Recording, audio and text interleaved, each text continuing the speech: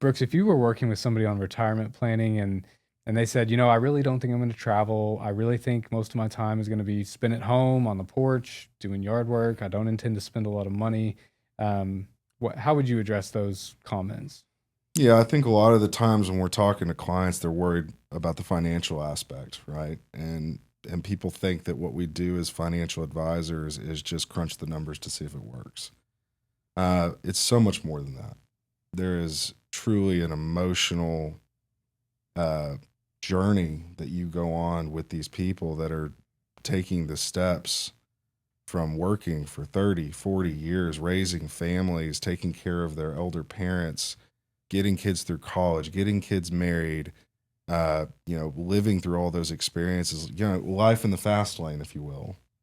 And then to have that conversation with them when they're starting to plan for their life to slow down. And money is important to see if that's going to be successful for them or not.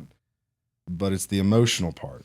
I've had several people that have come in and out of retirement multiple times because they say they're sick of working, they're ready to retire, they get into retirement, they hate retirement, they go back to work, and they do this pattern back and forth because they never really had any set plan. You know, they plan for their future, they plan for their distributions, they plan for their taxes, they've paid everything they've needed to pay, and now they're ready to ride off into the sunset. But the emotional side of it is definitely a toll, right? Because you still have to have stuff to fill your day. It's very hard to go from, an 8 to 5 job or whatever you were doing beforehand, before retirement, to sitting on the porch and having coffee for 4 or 5 hours or painting a deck and then not knowing what you're going to do after that.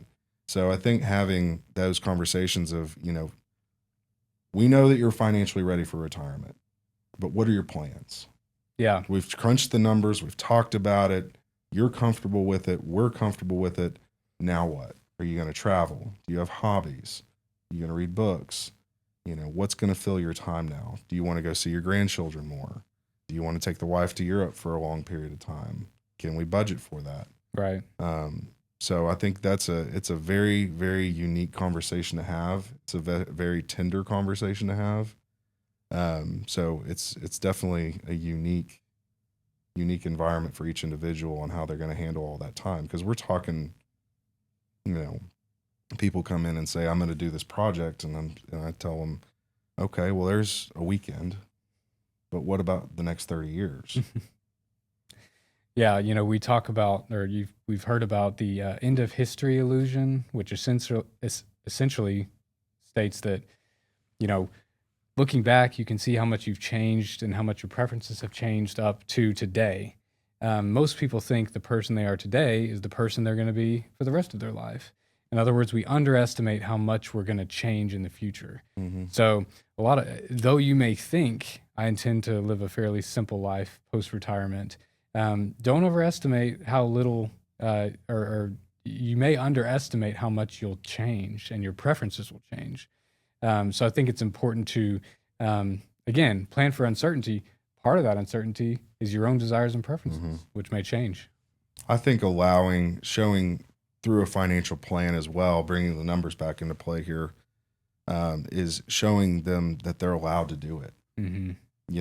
They've worked so hard for this money and they've got it protected the way they need it protected.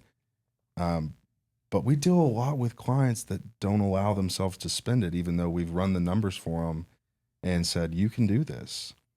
And it's just kind of pushing them a little bit to go enjoy the years that they can, because a lot of people will say, well, I retired at 65, I've got all this wealth, I'm good for retirement, and we'll worry about traveling later. I want to see how these first few years shake out.